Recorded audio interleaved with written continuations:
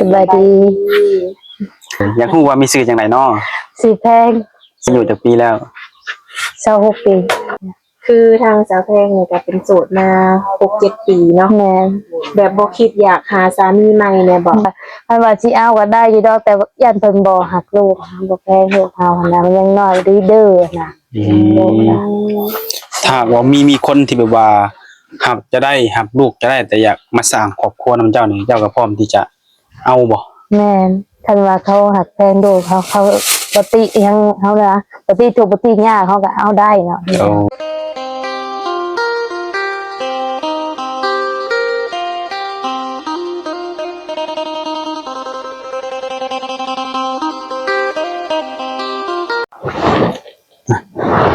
กับสบายดีและสวัสดีเด้อพ่อแม่พี่น้อง FC น้องหมูสุขุสุคนเป็น FC ฝั่งลาวฝั่งไทยเราอยู่ต่างประเทศทุกคนเนาะมื้อนี้ก็ยินดีต้อนรับเข้าสู่ช่อง YouTube ของบ่าวศิลัดคือเก่าทุกคนเนาะมื้อนี้เนาะทุกคนทางบ่าวศิลัดกับทีมงานเนาะก็เดินทางมาที่แบบทุกคนเนาะแถวบ้านโนนทุกคนเนาะก็เป็นครั้งแรกทุกคนเนาะที่ได้มาบ้านนี้ทุกคนเนาะมามื้อนี้ก็คือมันตามหาสาวโสดหรือว่ามาถ่ายคลิปสาวโสดนั่นเองทุกคนเนาะซึ่งสาวโสดคนนี้เขาก็ได้ข้อมูลมาแล้วนะคนก็เป็นผู้สาวไม่ห้างทุกคนเนาะก็มีลูกอยู่2 คนเพิ่นก็ได้หย่าห้างกับผัวมานี่ก็หลายปีแล้วทุกคนเนาะแต่ว่าเพิ่นก็ยังบ่พร้อมที่จะสร้างครอบครัวย่านว่าทางหนุ่มๆเนาะย่านรับแบบว่าที่เพิ่นนี่เป็นแม่ห้างแล้วก็ย่านรับลูกเพิ่นบ่ได้ประมาณนี้ทุกคนเนาะแต่ทางเฮาก็สิได้มาเปิดใจให้เพิ่นสิได้ฮู้เนาะเพื่อว่ามีคนที่แบบว่ามักฮักแล้วก็อยากเจออยากโอ้อยากร่วมกับผู้สาวโสดที่มีบุคลิกแบบนี้นะตาแบบนี้ทุกคนเนาะเดี๋ยวทางบริษัทก็สิได้ให้เบิ่งเนาะเป็นบ้านเรือนซานของเพิ่นทุกคนเนาะนี่แหละทุกคนเนาะอันนี้คือบ้านของเพิ่นเนาะที่เพิ่นอยู่ในประจำนี่ทุกคนเนาะนี่บ้านเพิ่นนี่ก็เป็นนี่แหละทุกคนเนาะสาวโสดเพิ่นก็อยู่หั่นแหละทุกคนเนาะป้าทุกคนเนาะเดี๋ยวเป็นจังไดก็เข้าไปติดตามกันทุกคนเนาะสำหรับ FC คนใดเห็นแล้วเกิดว่าอยากทำความรู้จักอยากร่วมเนาะทักทายเพิ่นได้ทุกคนเนาะก็สิมีเฟซมีไลน์ให้แล้วทุกคนเนาะก็สิขึ้นอยู่ในคลิปนี้แหละติดต่อเพิ่นก็ได้ฝาก FC นะครับโอ้มาร่วมมือทุกคนเนาะก็สิได้รู้จักว่าเพิ่นเป็นคนแนวใดเนาะไปโอ้ร่วมกับเพิ่นเลยทุกคนทุกคนเนาะมื้อนี้ก็ได้ทุกคนเดินทางมาไกลเติบมื้อนี้ทุกคนเนาะมุ่งมั่นมาหาทางผู้สาวโสดทุกคนมื้อนี้เนาะโดยสบายดีที่ว่ามามื้อนี้ก็มาพบพอกันเป็นมื้อแรกเนาะโดยอยากรู้ว่ามีชื่อจังไดเนาะสีแพงโดยปัจจุบันมีอายุจักปีแล้ว26 ปีอายุ26 ปีเนาะทุกคนเนาะเคยสร้างครอบครัวบ่แม่นมีลูกกันจักคน2ลูก2 คนโดยลูกผู้หญิงผู้ชายยิงกับชายโอ้ชายได้หรือได้อ้ายเป็นกกนะได้อ้ายเนาะโดยอายุจักปีเลยลูกแต่ละคนนะผู้หนึ่ง8 ปีผู้หนึ่ง7 ปีโอ้ใหญ่ไปแล้วเนาะแม่เล็กพี่เติบเลยเนาะพี่ทะลุเลยจ้ะเป็นลูกเลยหลายหลังกันจะเป็นอะไรเป็นแม่ห้างโบโลเป็นแม่ไม้เป็นแม่ห้างโดยป้าห้างกันโดนระบบกับผัวเราป้าห่างกันประมาณได้6 ปี 7 ปีไปนี่แหละโดนแต่จนลืมนะก็สิว่าแล้วจ้ะจนลืมมาตัวเองโสดแสดงว่าเจ้าเลี้ยงลูกมันแต่น้อยพุ่นบ่แม่นตั้งแต่5ก็เกิดกับผู้ที่2เฮาเลี้ยงมาจนใหญ่จนฮอดปัจจุบันเลี้ยงคนเดียวโดยเป็นอะไรที่ไปที่มาสาเหตุที่แบบต้องเลิกลากันนะแต่พิดเทียงกันนี่แหละบ่มีแต่พิดเทียงกันแต่ต่างคนต่างไปนะอยู่ร่วมใช้ชีวิตกันจักปีนะ2 ปีได้ลูก2 คนเนาะเป็นว่าปีที่3บ่ได้ปะกันนะสิเขาปีที่3บ่ได้ปะกันพิดกันเลยปะกันโดยสามีบ้านเดียวกันบ่คนบ้านดงกับครูโดยคนบ้านดงเนาะแม่เขาได้สูบอยู่ด้วยเขาเองนี่แหละอยู่กันเจ้าเองเนาะแม่เขาชูเด้เขามาชูแล้วแบบโดยเขาไปอยู่เพื่อนเขาได้2 เดือนที่เสียนะแล้วก็เขามาเยือนเองก็คือแบบว่าเลิกลากันเนี่ยสาเหตุย้อนบ่เข้าใจกันเถียงกันเนาะแต่ว่าปัจจุบันนี้ก็คือบ่ได้ยุ่งเกี่ยวกันแล้วว่าบ่เพิ่นก็มีครอบครัวใหม่แล้วปัจจุบันนี้ แต่ว่าลูกน่ะอยู่มาอยู่เจ้าเบิด แม่นลูกหันอยู่นำเฮาหมด2คน เพิ่นเข้าโรงเรียนอยู่บ่ ผู้หนึงเรื่องว่าข่าวบอกกับมือบ่ได้ไปเด็กน้อยนะครับเมื่อยบอก เมื่อยไหลเด็กน้อยนั่นน่ะเด็กน้อย เดี๋ยวแต่อารมณ์เพิ่นนะ แม่เนาะบ่เป็นดื้อดอกจะว่าค่ะแบบไปโรงเรียนก็ไปเด้อก็บ่ไปจ้ะไม่ได้ อืม ข่าวแต่ผู้หนึงบ่ได้ข่าวนะว่า คือทางสาวแพงนี่ก็เป็นโสดมา 6-7 ปีเนาะ แม่น แบบบ่คิดอยากหาสามีใหม่แน่บ่ ก็ถ้าไปคิดอยู่ก็อยากได้อยู่แต่อันนี้ได้ถ้าลูกใหญ่ก่อนจะหน่อยนึงน่ะแต่ว่าสิเอาค่ะ ก็ว่าใช้ลูกใหญ่จักปีจังสิสร้างครอบครัวอีก โอ้ประมาณถ้าลูกเขา9 ปี10 ปีก็จะสิเอาว่ะ โอ้ ผู้น้อยแม่นบ่ แม่นยังน้อยนะแบบเอาก็คันว่าสิเอาก็ได้อยู่ดอกแต่ว่าย่านเพิ่นบ่ฮักลูกบ่แพงลูกเฮาหั่นน่ะมันยังน้อยดื้อๆน่ะ อื ลูก ม น่ะ ถ้าว่ามีคนที่แบบว่าหับจะได้หับลูกจะได้แต่อยากมาสร้างครอบครัวนำเจ้านี่เจ้าก็พร้อมที่จะเอาบ่ แม่นคันว่าเขาฮักแพงลูกเขาปกติยังเฮานะปกติทุกปกติยากเขาก็เอาได้เนาะ โอ้ เขาก็ฮับได้ ดู คันว่าคันว่าเขาว่าลูกเจ้าดื้อยังคอยฮับบ่ได้เด้เฮือนเจ้าก็บ่มีหยังคอยก็ว้าวก็คือจัง อืม คอยจะฮับบ่ได้ ย่านเพิ่นรับลูกเฮาบ่ได้เนาะ แม่ ก็เลย แค่เพิ่นบ่แพ้ลูกเฮาหั่นน่ะก็สิเอาว่าถ้าลูกใหญ่ก็ โดยถ้าว่าในกรณีที่ว่ามื้อนี้ออกมาถ่ายคลิปรวมๆแล้วก็คือเปิดใจเนาะ แม่ อ่า เปิดใจ ถ้าว่ามีผู้มักฮักสนใจสาวแพงนี่ก็คือเจ้าก็พร้อมโอลมกับเพิ่นบ่ แม่ก็โอลมได้อยู่ล่ะคันว่าเพิ่นอันนั้นฮักแพงเฮาแพงลูกเฮาฮักลูกเขาได้เนาะลมได้นะ โดย ปัจจุบันนี้เจ้า26ปีเนาะ แม่ และคนที่สิเข้ามาหาเจ้านี่เจ้าต้องจำกัดอายุเพิ่นบ่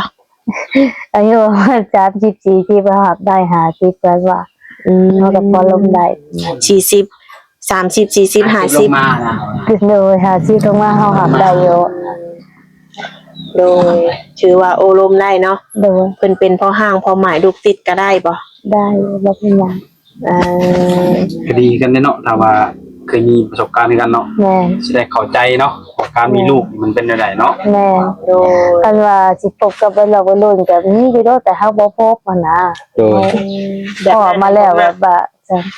ตอนที่เฮาปากับพวกเก่าเฮาก็อายุแค่28ปีเพิ่นจ้ะเฮาปาเลื่นเฮาเล็กน้อยนะ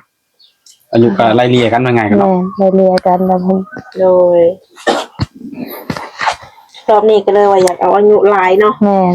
เลยอายุหลายกว่าเฮาน่ะเพิ่นรู้จักจากจักแปลงนะเพิ่นก็ โดย รู้จักเฮ็ดทางครอบครัวนะ โดยแต่ถ้าว่ามีสามีใหม่ครั้งนี้นะจะแพงแบบหมักผู้ชายนิสัยแบบใด มันจะใช้แบบว่าเขาอันนั้นเบิ่งแย่งเขาได้บ่อันนั้นแบบว่าบ่ติดเหล้าติดยาหยังขนาดประมาณนั้นเขาจะรับแต่คันว่ายาสูบอิหยังก็เขาก็รับได้อยู่ผู้ชายเขาสูบบ่แต่นแหละจังซี่เขาว่าเป็นเขาบอกจะมาเขาก็รับบ่ได้คือกันเนาะเพราะว่าเขาพ่อมาแล้ว โดย คันว่าสูบเหล้าติดยาเขารับได้อยู่แต่ก็ โดยกรณีที่ว่าสูบยาได้หับได้เนาะ แม่สูบ ถ้าย า ว่า เขา เป็น ได้ พวกแบบยาเสพติดอีหยังนี่คือบ่หับเนาะ ว้าวจังเด้อพ่อมาแล้วเด้ พ่อมาแล้วว่า อืม เลยบ่นั่นปานใด โดยเคยเจอมาแล้ว เลยบ่อยากให้มีประวัติซ้ำซ้อน แม่ โอ้มีผู้บ่าวฝั่งไทยสนใจเจ้าก็คุยได้บ่ คือได้อยู่ ได้อยู่เนาะ เลย ถ้าว่าจะมีสามีใหม่นี่เจ้าไปอยู่น้ำเพิ่นได้บ่ เขาอยากอยู่เพื่อนเอาเองเพราะว่ายังมากกับพ่อแม่ก็ไม่อยากให้ไปมันได้เนาะเขามีอยู่น้ำแม่นั่นแหละเพราะว่าก็มีอยู่แล้วเนาะแต่ว่าเพิ่นก็แบบอยู่เพิ่นก็สิไปหาเงินหาคำบ่ได้นะยังไปเฮานั่นแหละว่าน้องสองคนก็สิไปเมื่อจำปาสักแล้วว่าแล้วก็คนหนึงก็สิไปเวียกนั่นแหละยังแต่เฮาวันนี้กับอ้ายคนหนึงอยู่นำพ่อแม่ รวมๆแล้วทั้งหมดอันอ้ายน้องมีกันจักคนจ้ะ 5 คน 5คน คน โอ้ จะเป็นคนสุดท้ายป่ะ ก็เลยได้แล้วเดี๋ยวมีน้อยคนหนึง มีน้อง เนาะ อีกคนหนึงติดปุหลาเนาะว่าไง แม่ กัน อืม มีกุหลาบอันนั้น ถ้าว่า กุหลาบก็เห็ดกินกันนี่เลยกุหลาบแหละใช่เห็ดกินกันกุหลาบ กุหลาบบ่กินนี่ฮะ แม่ หลังใหญ่กว่า ย่ายเขาสนุกสบายเนาะเขาไม่ได้ถูกเวียนนะคะเนาะ โ โดยเอา เฮาตัวเวียกไปจักเลี้ยงลูกไปจักเวียกหยังเดียว ถ้า เนาะ เกิดว่าสิได้สร้างครอบครัวอีกเทีนึงอ่ะต้องได้มาอยู่พี่แม่นบ่ แม่น ถ้าว่าเพิ่นบ่สะดวกแบบว่า อยู่ มาอยู่ นำแม่ บ้านได้ซะ เลยบ่มีไปเบิ่งแม่กับแม่เพราะว่าเอื้อเพิ่นก็สิไปเวียงแล้วนะ อืม เป็นนำแม่ แล้วกรณีที่ว่าสามีนี่มาอยู่ลาวบ่ได้เลยจ้ะ แต่คันว่ามาอยู่ลาวบ่ได้ก็เที่ยวไปเที่ยวมานะกันได้อยู่กันจ้ะ ได้อยู่เนาะแบบนั้นเนาะ แม่ โดยบางทีบัดเฮามีสามีเป็นคนไทยบ่หรือว่าอยู่ทางไกลบ่แบบนี้เพิ่นอาจจะมีธุรกิจเนาะมีเวียกมีงานของเพิ่นที่ว่าปะถิ่นบ่ได้ แต่ว่าก็เที่ยวไปเที่ยวมาได้เนาะ ด้วยจ้ะแบบว่าก็มีอยู่คนแถวบ้านเฮาก็มีอยู่พวกมีพวกคนไทยเขาก็ยังเที่ยวไปเที่ยวมาหากัน โอ้ เดือนหนึงเขาก็มาเทื่อหนึงบ่เดือนหนึงเขามา2เทื่อก็มี โดย คนในบ้านนั่นแหละเอาไปอยู่ด้วยกัน แบบนั้นได้อยู่เนาะ โดย โดย อันว่าสิให้น้องไปอยู่นำเขาน้องบ่ไปบ่มีไปอยู่นำพ่อแม่นะเรียนขอเลี้ยงแม่เลี้ยงลูกเฮาเอง โดย แต่ทุกมื้อได้ซะอยู่ภายในเฮือนในซ่านนี่มีเวียกว่าธุรกิจหยังเฮ็ดอยู่บ่ ก็ปัจจุบันนี่ก็มันก็บ่มีคอยสิมีเรื่องเวียกนะแต่เก่าเขาไปเก็บปีแต่ต้นที่ว่าบงไดอะไรไปเก็บอยู่ไปเก็บกาแฟอยู่ปากซองเนาะซึ่งก็เก็บที่ปากซองก็ผ่านมาเลยแหละเก็บเฮ็ดเวียกอยู่ โดย เป็นเฮ็ดนาอยู่บ่สักแต่ละปี เฮ็ดแต่ว่ากุ้งกินดอก ผมกินบ่ปีหนึงได้หลายปานใดจะบ่คุ้ม ปีนึงได้50จอกนะ40คนเดียวมันบ่เป็นแต่40จอก อยู่มันกันหลายคนเนาะ แม่นมีแต่ว่าเมิดแล้วก็พร้อมกันไปหาเงินซื้อนะ โอ้ ซื้อกินอย่างนี้นี่ก็สิหมดแล้วอ่ะหมดแล้วก็ไปหาเงินซื้อกิน ยังจักสอบตอนนี้ ยังเข้า5-6จอบนั่นแหละ ข้าวเปลือกบ่ แม่น อืมเอาบัดเขานี่ก็บ่ได้เนาะพากันไปหาเงินซื้อข้าวแล้วเนาะ แม่นเข้าก็เมืองมันก็แพงอ่ะนะจอบหนึงว่า300,000 400,000ในบ้านนั่นเขาขายก็แพง อืม เขาก็เลยไปหา โดยสาวเพลงคือไปเฮ็ดเวียกอยู่ไทยอยู่บ่ บ่เคยไปอยู่ไทยคันว่าไปเฮ็ดงานอยู่เวียงน่ะเคยไปอยู่ โอ้บ่เคยไปไทย เคยไปไทย คิดอยากไปเฮ็ดอยู่บ่ แต่ว่าอยากไปอยู่แต่แม่ว่าไปย่างมันกลายไปเฮ็ดเวียกแถวนี้ก็ได้เงินคือกันว่าก็เลยบ่ไป แม่คิดฮอด อี ลู ก ก อย่างก็ว่าแม่นอีกอย่างก็บ่มันบ่มีพี่น้องไปไทยอะนะเพิ่นไปเฮ็ดงานอยู่เวียงนะก็เลยไปนะเฮ็ดงานแถวใกล้นั่นแหละ ไปเรียนแม่ว่าพี่น้อง เอื้อยเด้ไปเฮ็ดเนี่ย โด เอื้อย ยไปประจำเลยเด้อเอื้อย โดย เฮ็ดเวียง คือพี่น้องนี่บ่เคยไปไทยเนาะ เฮ็ดงานยังอยู่ งานบ้านเฮ็ดงานบ้านค่ะ นี่หลัง แต่ปัจจุบันนี้มันก็มีแต่ว่าเขาให้เช่าห้องอย่างนั้นนะเช่าห้องเอง ของเจ้าของเซอร์บ่ แม่น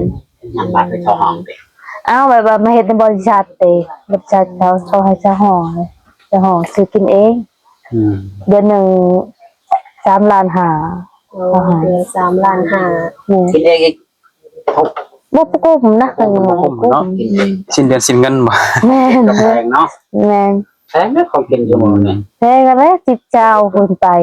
โดย แสดงก็หามาแย่ไข่มดแดงดีกว่าเด้